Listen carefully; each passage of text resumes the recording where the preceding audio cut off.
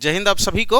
युवा रायपुर से मैं जुड़ चुका हूं लाइव आप युवाओं के लिए हिस्ट्री का एक नया चैप्टर, और हिस्ट्री क्रिएट करने के लिए हम हिस्ट्री के साथ आज स्टार्ट करने वाले हैं कंप्लीट हिस्ट्री का नया बैच। ठीक, जी हाँ, आपने सही सुना। मैं 90 दिन का टारगेटेड क्लास लूंगा, जीएस का पोर्शन कंप्लीट कराऊंगा, और इस पोर्शन में हम लोग पहला हिस्ट्री लेके चलेंगे। ठीक है, तो एग्जाम ओरिएंटेड पढ़ेंगे। हमको हिस्ट्री क्रिएट करना नहीं है, हिस्ट्री बनाना भी नहीं है, हमको हिस्ट्री पढ़ के एग्जाम निकालना है। हमारा मेन उद्देश्य अभी आने वाले जो एग्जाम्स हैं उनको हमको फोकस करना है। और ये एग्जाम्स जो आपको टारगेट करके रखना है भाई, एक छत्तीसगढ़ में जो होने वाली एग्जाम है सब इंस्पेक्टर प्लाटून कमांडर का, जो CGSI करके अभी जो चल रहा है। दूसरा, हमको व्यापम को भी टारगेट करके चलना है, क्योंकि अभी का जो समर सीजन है आपका 2026 का, उसमें कई सारे ऐसे आपको एग्जाम्स देखने को मिलेंगे जो इंडिया के पोर्शंस को थॉरली उठा के पूछ रहा है। ठीक है, और उसके साथ साथ मेरे प्यारे बच्चों, SSC, रेलवे, NTPC सारे एग्जाम्स के स्टैटिक पोर्शन आपसे कवर हो जाएंगे। तो आपको बने रहना है युवा के इस ई-लर्निंग प्लेटफॉर्म पर, जहां हम रायपुर से जुड़े हुए हैं लाइव, और आपको पूरी की पूरी कंटेंट एग्जाम ओरिएंटेड कवर करा दी जाएगी। ठीक है, चलो हम लोग स्टार्ट करते हैं। क्या हिस्ट्री, थोड़ा सा देखते हैं कि हिस्ट्री है क्या, पूछता क्या है। हमको ज्यादातर क्वेश्चन पूछने पर करना है, क्योंकि हम बहुत कम समय में सारी चीजें कवर करने वाले हैं।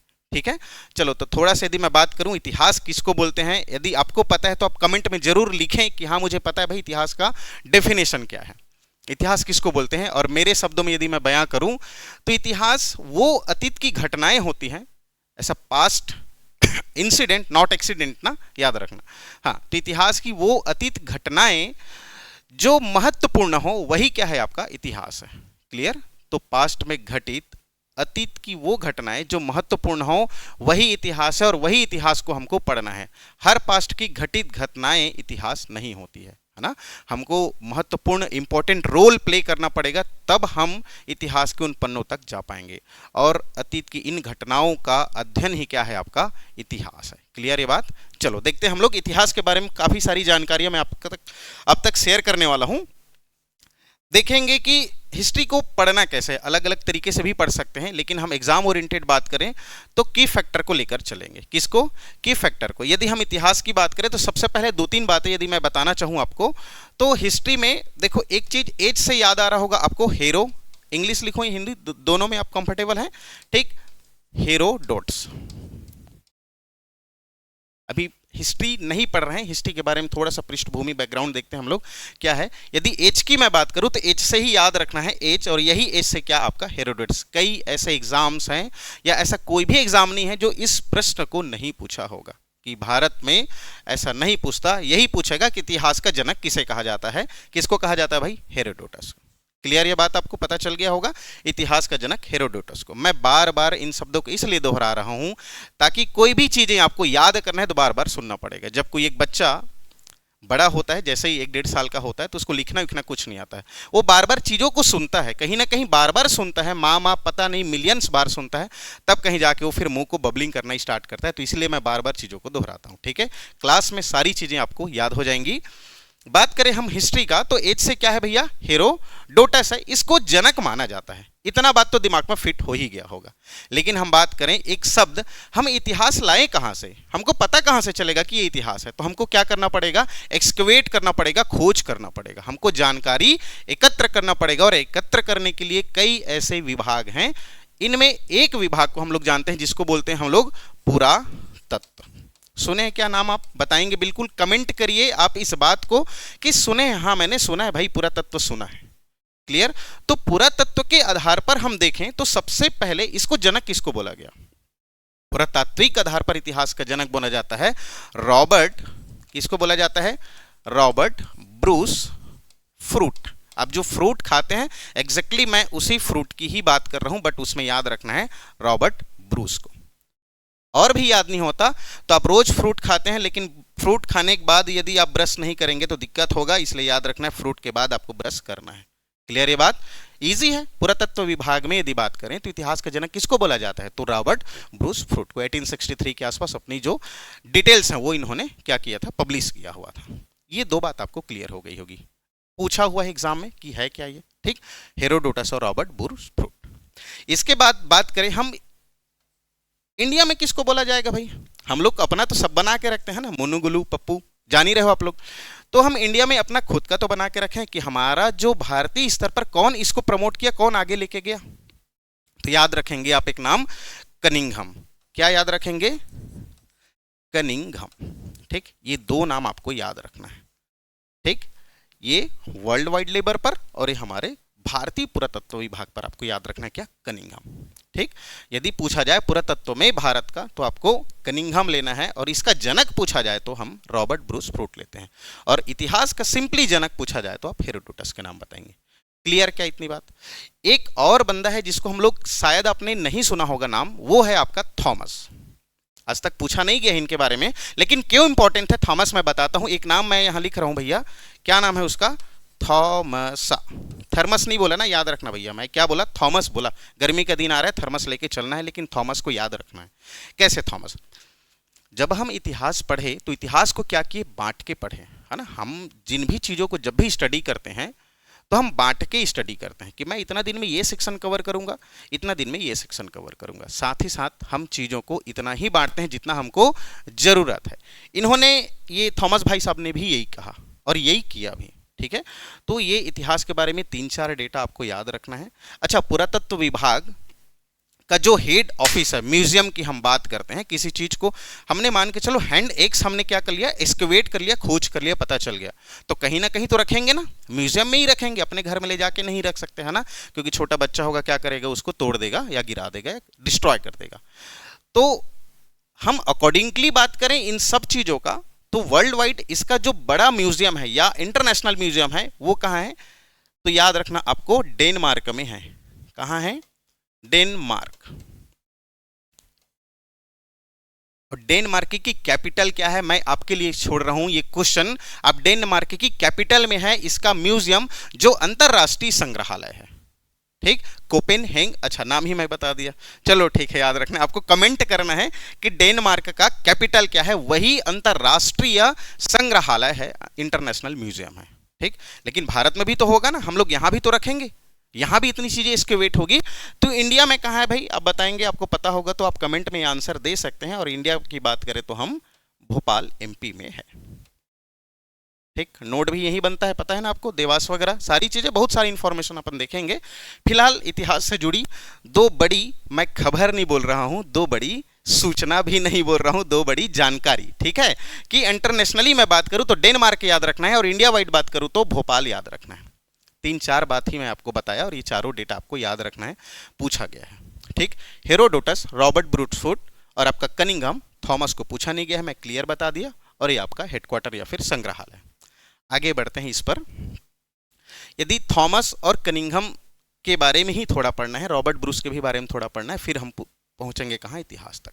चलो, तो इतिहास की घटनाओं, या हम ये बोल सकते हैं कि अतीत की घटनाओं या महत्वपूर्ण घटनाओं को हम इतिहास बोलते हैं। तो हम इतिहास को बांटे कैसे हैं? और यही बांटने का काम किया है महोदय थॉमस ने। और इतिहास को और एक जन बांटा है, उसका नाम है रॉबर्ट ब्रूस फ्रूट। ये दो इन्होंने बांटा है भाई। ठीक है, तो कैसे बांटे हम लोग देखते हैं। क्लियर? आपको समझ आ रहा होगा, मुझे यकीनन ये बात कहने में अच्छा ही लग रहा है कि मैं आप ही को ही बात कर रहा हूँ, आप ही को ही बोल रहा हूँ, आपको समझ आ रहा है। और बिल्कुल इस वीडियो को देख रहे हैं तो क्या करें भैया? लाइक करें, शेयर करें, और अच्छा है कि आप सब्सक्राइब भी करें, तो आपको सारी वीडियो ऑन द स्पॉट आपको मिलती रहेगी। हमारी क्लासेस रेगुलर होगी, टारगेटेड बैच हम स्टार्ट किए। ठीक है, चलो बात करते हैं। हम लोग बांटते हैं किसको? इतिहास को बांटते हैं भाई। हम नहीं बांटेंगे, कोई और बांटा है, हम इतिहास को बटा बुटाया है, उसको हमको क्या करना है? पढ़ना है। कैसे पढ़ना है देखते हैं। इतिहास की बात करें तो 3 सेगमेंट है, थोड़ा सा, फिर उसके बाद हम थोड़ा पीपीटी पर जाएंगे। 3 सेगमेंट है। इसकी बात करूं तो एक हमारा प्री हिस्ट्री, एक क्या? प्री हिस्ट्री, एक प्रोटो हिस्ट्री, और एक आपका हिस्ट्री। वही हिस्ट्री को हम लोग मॉडर्न हिस्ट्री बोलते हैं। ठीक है, तो देखो, एक होता है प्राक ऐतिहासिक, प्राचीन इतिहास, मैं इतना ही लिखूं। एक दूसरा आद्य ऐतिहासिक, और तीसरा क्या? आपका ऐतिहासिक। ठीक है, हम बात करें तो इसको क्या बोलते हैं भैया? आपका प्री हिस्ट्री, इसको प्रोटो हिस्ट्री, और इसको हिस्ट्री। ठीक है, एक ये टाइप से बटा हुआ है। ठीक, अब हम प्राग किसको बोलेंगे, आद्य किसको बोलेंगे, और ऐतिहासिक किसको बोलेंगे? तो देखो, हम इतिहास को हम अपने से नहीं बोल सकते, मैं किसी चीज को मिला और उसको ये नहीं बोल सकता कि यहाँ का या इस टाइम पीरियड का या इस पीरियड का क्या है वो समान है या फिर जो भी चीज मिला हुआ है, मैं क्या करूंगा उसको कार्बन डेटिंग चेक करूंगा, उसके अकॉर्डिंग ही तो बताऊंगा। ठीक है, तो ऐसा ही इन सब चीजों में देखा गया। तो हम दो पैरामीटर लिए, एक होता है लिखना, हम किसी चीज को कोई चीज मिलेगा तो लिखा हुआ रहेगा तब तो हम मानेंगे कि ये इस समय का है करके। दूसरा है लिखने के बाद है पढ़ना। ठीक, मैं हिंदी में लिख रहा हूं, आपको समझ आ रहा होगा। ठीक है, कि ये जो टाइम पीरियड है 50 लाख साल पहले की हम बात कर रहे हैं, तो इस टाइम ना भी किसी भी पढ़ने या लिखने का कोई हमको साक्ष्य नहीं मिलता है। तो ऐसे टाइम पीरियड के पहले की भी जो इतिहास में घटित घटनाएं हैं उनको हम लोग क्या बोलते हैं, प्राक ऐतिहासिक काल बोलते हैं। क्लियर ये बात? तो जिनके लिखित साक्ष्य हो और उन लिखित साक्ष्यों को यदि हमने पढ़ लिया है, हमने पढ़ने में सफलता हासिल कर ली है, तब वो क्या है, आपका प्राक ऐतिहासिक काल नहीं है। जिनके बारे में हमको पढ़ना और लिखना नहीं आया है, ऐसा कोई एविडेंस नहीं मिला है, मतलब वो उसी टाइम पीरियड का है। दूसरा मैं बात करूं आद्य ऐतिहासिक का, तो इसमें पढ़ना और लिखना की मैं बात करूं तो देखो, लिखना तो सीख गए थे लोग, लिखना सीख गए थे, लेकिन हम पढ़ नहीं पाए। हम पढ़ना की मैं बात करूं तो हम नहीं पढ़ पाए हैं भैया। हमारे पास जो साक्ष्य मिले हैं बिल्कुल लिखावट साक्ष्य मिले हैं, ठीक है, लेकिन हम उसको पढ़ने में हमने सफलता हासिल नहीं की है। तो ऐसे टाइम पीरियड की जो भी चीजें मिली है उसको हम लोग आद्य ऐतिहासिक या फिर प्रोटो हिस्टोरिक एज के नाम से जानते हैं। क्लियर ये बात? दो चीज पता चल गया होगा, पढ़ना और लिखना में क्या अंतर है। यदि हमको मिल भी गया और हम पढ़ नहीं पाए तो हम कैसे बताएंगे भाई कौन सा टाइम का है, कि क्या लिखा है। जैसे चाइना की मैं बात करूं, चाइना का जो लैंग्वेज है मंदारिन है ना, वो एक अक्षरी है। आपका पूछा हुआ है, एसआई में ही पूछा हुआ था इस क्वेश्चन को। ठीक है, मंदारिन है और एक अक्षरी जैसे मैं लिखा, शब्द लिखा तो ये सा अध बा और ये द हो गया। और चाइना वाले लोग इसी में एगी मैगी सब बना देंगे, हो गया, शब्द ही हो गया। अब क्या है मेरे को नहीं पता। तो ये एक अक्षरी होता है, एक ही अक्षर में सारी चीजों को बताना। एक अक्षरी हमारा बहुअक्षरी है, ठीक है, एक अक्षर में हमारा काम नहीं चलता। ठीक, तो मिला हुआ है और मैं वही बात कर रहा हूं जो आप समझ पा रहे हैं बिल्कुल, ये आईवीसी की ही बात है, इंडस वैली सिविलाइजेशन। इस टाइम हमको लिखित साक्ष्य मिले हैं, बहुत सारे ऐसे चीजें मिले हैं, लेकिन हमने उसको अभी तक पढ़ने में सफलता हासिल नहीं किया है कि क्या लिखा है हम नहीं पढ़ पाए हैं। क्लियर है बात? दूसरा, अब इसके बाद यदि हिस्ट्री की मैं बात करूं तो यहां हम लोग लिखना तो सीख चुके थे और लिखावट साक्ष्य है, और दूसरा हम उसको पढ़ना भी जानते हैं। क्लियर है बात? है ना, जैसे हम लोग बुद्ध की बात करें, जैन की बात करें, पाली, प्राकृत, है ना, बहुत सारे हम लैंग्वेजेस की बात करते हैं। एक लाइन में बोलूं तो स्क्रिप्ट, है ना, इनकी स्क्रिप्ट हम पढ़ भी चुके हैं, मिला हुआ है और हम पढ़ भी रहे हैं, तो ये हमारा ऐतिहासिक है भाई। इसका स्क्रिप्ट हमको मिला है लेकिन हम पढ़ नहीं पाए हैं, तो ये आद्य ऐतिहासिक। तो इनको बांटने का काम किसका था? रॉबर्ट ब्रूस फ्रूट का था। किनका था? Robert Bruce fruit. जो नाम मैं बताया था याद रखना, पुरातत्व विभाग का जो सबसे प्रमुख व्यक्ति था वो ब्रूस फ्रूट। ऐसे बांटा है। क्लियर? जो एविडेंस मिला और एविडेंस के अकॉर्डिंग मैंने ऐसे समझा करके। लेकिन एक और व्यक्ति था जिसका मैं नाम लिया थॉमस करके, वो कैसे बांटा है? तो इस टाइम जो भी चीजें मिली और वो चीजें हमको नेक्स्ट जनरेशन से कैसे कनेक्ट किया। हम बात करते हैं 3G 2G 4G 5G अभी चल ही रहा है, वैसी जनरेशन से कन्वर्ट करने वाला चीज। और जब भी हम देखेंगे हमारा जो जनरेशन है आगे बढ़ता है, इसमें एक चीज रहता है संक्रमण काल, ट्रांजिशन जोन जिसको बोलते हैं हम लोग। और ये ट्रांजिशन जोन को आगे ले जाने वाला कोई ना कोई एक मेटल ही है, जिसकी मैं बात कर रहा हूँ, मेटल, धातु, यही लेके जाता है हमारे जनरेशन को आगे बढ़ाता है। आज आयरन नहीं होता तो हम क्या इतनी स्ट्रक्चर, इतना इंफ्रास्ट्रक्चर डेवलप कर पाते? क्या मुश्किल है। तो ठीक, तो इस टाइम बात करें तो प्राग ऐतिहासिक काल में लोग लिखना पढ़ना नहीं जानते थे, मतलब कुछ भी नहीं जानते थे। हम ये बोल सकते हैं खाना बदोश की जीवन जीते थे। अर्थात सीधा सीधा मेरा कहने का अर्थ ये है कि हमको इसको स्टोन एज के नाम से जानते हैं, पाषाण काल के नाम से जानते हैं। ये बात क्लियर? क्या पाषाण मतलब क्या होता है भैया? पत्थर होता है, स्टोन होता है, पाषाण काल के नाम से जानते हैं। और जैसे ही पाषाण के बाद जो हमको पहला जो क्या बोलते हैं, जो मेटल्स मिला है वो क्या है आपका? कॉपर है। तो इसको दो एज के नाम से जानते हैं, एक स्टोन एज या फिर हम लोग कॉपर एज या फिर ताम्र। हिंदी में लिख दूं क्या? पाषाण, और दूसरा क्या? ताम्र प्रसारण काल भी बोलते हैं, तांबा, ये दोनों। इसके अकॉर्डिंग कौन बांटेगा बेटा? याद रखना, थॉमस महोदय ने बांटा है, स्टोन या फिर ताम्र। क्लियर बात? जैसे ही इससे आगे बढ़ा तो चीजें, ये जो मेटल्स थी ये ट्रांजिशन जोन्स में अब कन्वर्ट होना स्टार्ट होगा, मिक्स होना स्टार्ट होगा, और यही जो तांबा था, तांबा इस टाइम आके क्या हो जाता है आपका, कांसा हो जाता है। पूछा हुआ क्वेश्चन बेटा, ये 2 लाइन में जो लिख रहा हूं, आप मेंस लिखेंगे तो यही आपका पैरामीटर होगा, आप इसी के अकॉर्डिंग ही डिफाइन करेंगे। इसके सिवा आप कोई और वर्ड यूज किया आपका मार्क्स कट जाएगा, आपको नंबर नहीं देगा, क्योंकि ये बेस है। आप प्रागैतिहासिक काल कैसे डिस्क्राइब करेंगे, इन शब्द के बगैर डिस्क्राइब नहीं कर सकते।